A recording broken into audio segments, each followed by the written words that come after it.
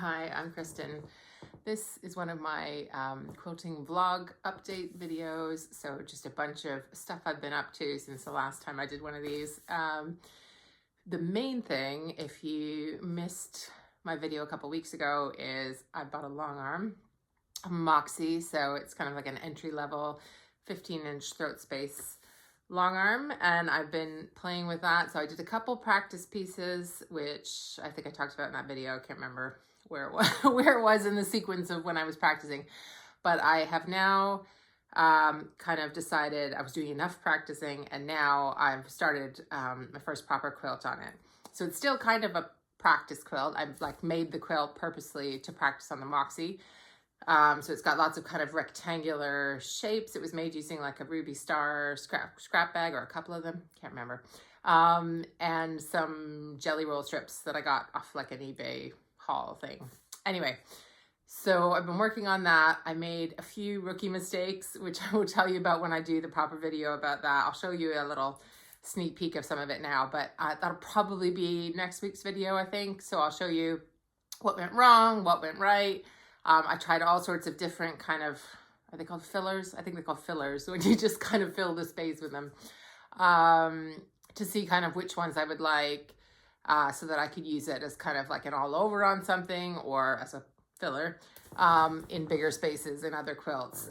So it's taken me a while. This practice quilt has taken me a good while because I was switching out and changing things. So that might be one of the not to do for your first practice. Maybe an all over might be a good idea, but I'll talk about that in the video next week. The other thing I've been working on is I've been trying out collage quilting. So if you haven't seen that before, it's basically taking lots of little bits of fabric, and you put some sort of fusible on the back, steam a seam, or misty fuse, or something like that. And then you sort of build it up like a collage to make a picture. So there's folk who make patterns, and you can get them like with shading of where to put the dark colors and where to put the light colors and stuff like that. But I've been trying it for a particular reason. So I've got a friend who I wanted to make a gift for, and she's got her own company with a logo with a bunch of flowers on it. So I was thinking I could make her like a Zoom background wall hanging thing. So I've gotten partway through that. I finished the applique piece. I'm basically going to, it's basically I've made these flowers out of little bits of scraps of fabric, and then I'm going to put it onto a background. So I've got the thing to put on the background, whatever you're going to call that, the applique piece, or the whatever, the focal point, whatever. And so I'm going to like quilt the background and then sort of applique stroke quilt on the flower. That's the plan. So I'll probably do another video about that too, but it's not going to be so much a tutorial because this was me like just trying it out. It'll be kind of like a collage quilting story or something, or whatever. Anyway, but I've been really into it. It made a whole lot of mess, but I've been really liking it. So I can see myself doing more of that. And I think it's great for like, because even the tiniest bit of scrap is useful. So, and I already had a big like bucket of fusible like stuff I used for applique projects where I'd fused a piece of fabric and cut a shape out and had the leftovers. So I had loads of that already. So anyway, I'm sure I'll talk about that in a future video. I've been trying to buy a little bit less fabric and because I've, just done this stash busting exercise and everything, but I have bought a little bit more fabric on eBay. So I'll show you that just now. This is an eBay item I bought. It's like, maybe it's a panel, I'm not sure. It's like white, what's it called? Modern Background Color Box by Zen Chic, Brigitte Heitland from Moda. Anyway, it's like, I'll have to show you here. So it's got a tiny bit of all the backgrounds, like not quite a charm square because it's got like quarter circles of color. But anyway, I'm probably gonna cut this up and use the white bits for like scrappy backgrounds and these for something else. I'm not sure what the idea of the whole panel was. Maybe if anybody knows, let me know. But so I won't do it right away. But anyway, I thought that was a cool find on eBay. Someone was also selling this panel on eBay, and I thought it might be cool to practice collage quilting on that maybe, or some quilting practice in the Moxie, not sure, but that's kind of the idea of why I bought that. This is all, what's it called? Needle something. There's a word for it. It's corduroy anyway, thin corduroy. I saw someone use it in a quilt, so I went searching for it, and someone was selling all of this scrap, and I just think if I just add a little bit of this every now and again to something, just add a bit of texture. I think that's 2 pieces. I'm just trying to separate it. Yeah, it's 2 bits of that one. Like especially in like a denim quilt, but I'm not sure it necessarily has to be in a denim quilt. I think I could mix this with cotton. And there's just so many different prints, so it's cool. This is, ooh, long. That one's really long. And there's more of it. And then just red. So I think that'd be cool.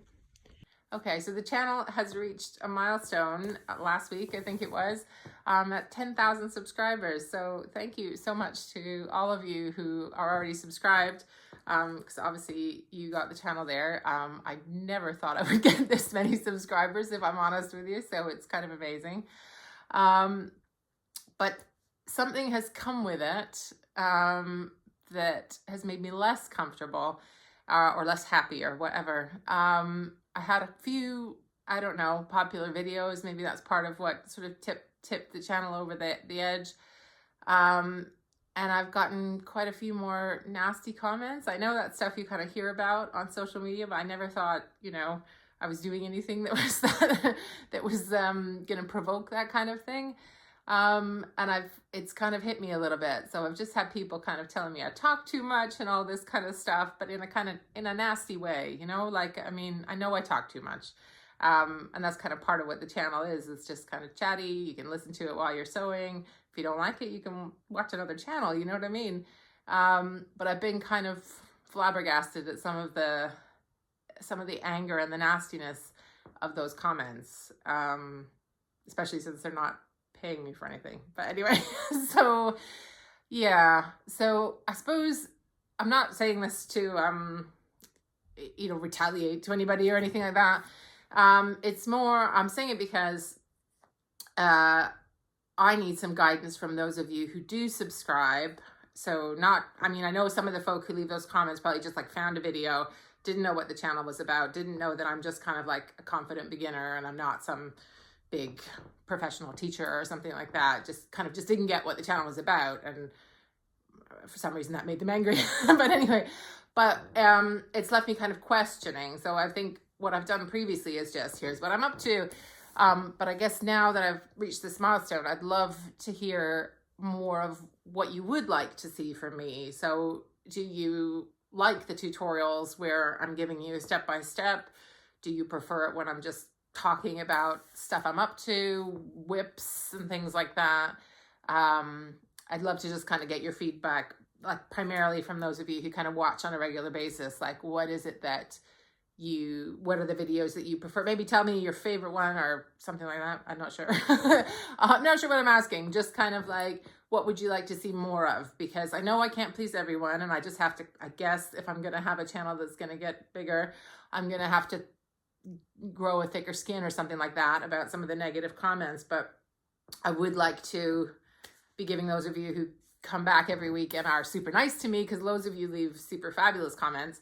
I'd like to sort of give you the content that you want and not be swayed by what the negative folk are telling me to do, if that makes sense. I hope that makes sense. It's like kind of the feedback they're giving me might be, because it's so loud and angry, I'm starting to listen to it. And I don't know that that's reflective of what you all want or not. So that's kind of what I'm asking is, what would you like to see more of on the channel, so I can respond to you and not to them. Hope that makes sense. Okay. Lastly, just a little bit about what I already have planned for the channel. So I'm starting to think Christmas gifts. I feel like I'm already too late and I should have been thinking about this a few weeks ago.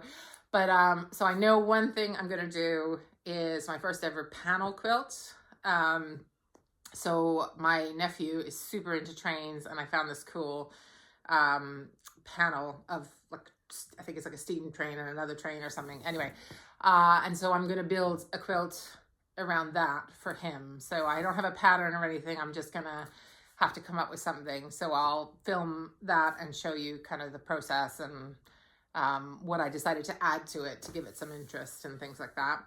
I'll be doing more projects on the Moxie. I've got loads of ideas for that, but I would like to hear what you would like to see on it. I'm reluctant to do, there's a couple of people have asked things like, can you show me how you load the quilts and stuff like that? I'm reluctant to do that because I am a beginner and because I'm the sort of person who cuts corners. So I'm not sure I'm the best person to learn that from. There's like handy quilter videos that have like all of that info that are really great. And I had my Zoom chat with Pinhole Quilting where I bought the Moxie from, and they said that at some point they're going to get some sort of magnets to like instead of, so most people would attach the backing and the quilt top and all that stuff with pins. But then there's other things like red snappers and zipper leaders and all sorts of other solutions that people have to make it faster. And they said they were going to get basically a new system for that to do with magnets. It sounded cool. So I might wait and see what that is and try it. And if that's super easy, then maybe I'd show that or something. But anyway, I'm just saying like technical, how do you do this thing on the Moxie? I'm still super new. I'm not sure I'm the person you should be learning that from. So it's maybe in a couple years I can show you that kind of thing. Anyway, but do let me know if there's anything, like if you want to see me try designs on it or whatever. In a more general sense, let me know kind of what you'd like to see on the Moxie. I'd be more than happy to do that. So I hope you liked this video. Just a random update of what's been going on. And I'll be back with regular videos from next week. I took a little break last week for the Queen's funeral just to show some respect kind of thing. So, but I'll be back to posting my weekly videos from now on. So if you like videos like this and you're not already subscribed, please do. And thanks so much for spending time with me. And I hope to see you again next time. Bye.